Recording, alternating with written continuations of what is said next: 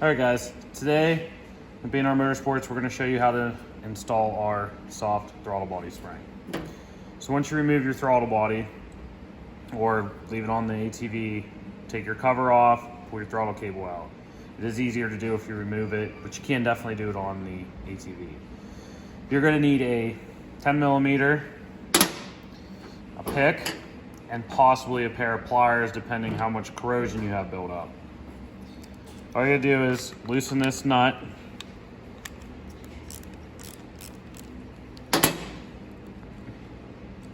Take the nut and your lock washer off. Take your pick, get a hold of your spring right here. And pull that off so it's not got the tension on it. Sometimes these will come out real easy. Sometimes they'll be a little bit more stubborn. So all this does is come off right here. If you have corrosion and stuff built up, this could be a little bit more challenging to do.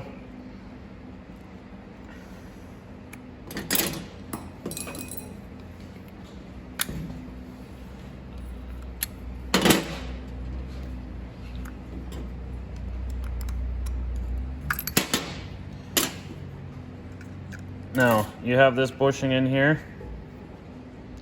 And if your bushing's broke, we have a bushing that goes in there.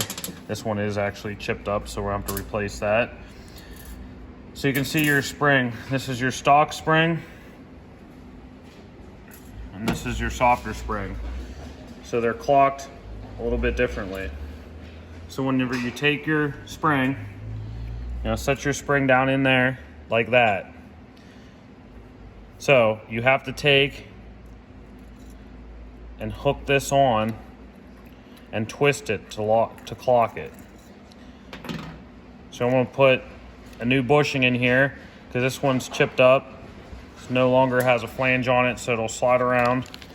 We sell these bushings as well if you need one on our website. And here's the flange. So you go ahead and just stick that in there like that. Hook onto your spring. And then you're just going to twist it.